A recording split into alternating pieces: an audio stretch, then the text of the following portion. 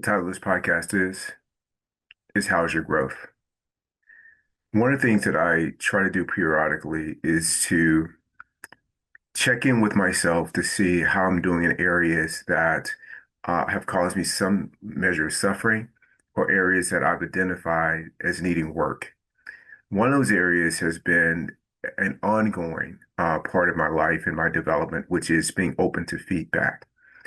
And I'm happy to report that that is going really, really well. Many, many years ago, I noticed that I had this tendency, Keith 1.0, to always be right. And so I rarely, if ever, asked for feedback. And when feedback was given, especially if it was unsolicited, I really closed my heart very quickly, became defensive. And even if I wouldn't have expressed it, I was turned off. And I had a situation which I explained or shared in earlier podcasts about what was the catalyst for me changing and being open to feedback.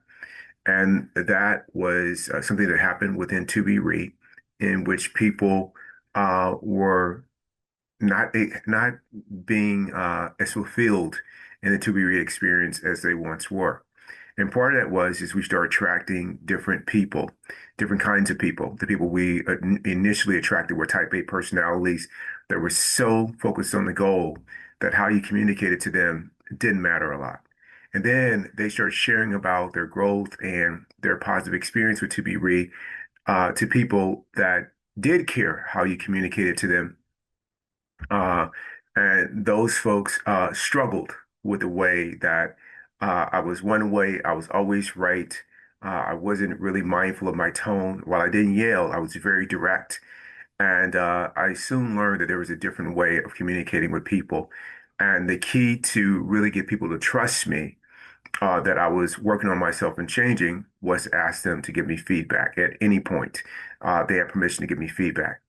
So most recently, I had a situation which was ex today, in which I'm helping some colleagues at Mayo Clinic in the Wisconsin area, and they were interested in me partnering with them because they heard me give a talk uh, several last fall. And after the talk, they thought there were some things that I shared that would really resonate with their colleagues there and help take the department to the next level because they're undergoing significant change. And I enthusiastically and humbly agreed to do so. And as we're going through it, well, oftentimes when I have a suggestion, they will give me more information and they will say yes and no about that suggestion. And every time that they say, no, you're kind of missing the point, or I think this would be more effective, or let's go with a different example, what I have noticed is that I open up even more when they share something like that. I have learned to train myself to see it all as constructive, as information to help further our shared goal.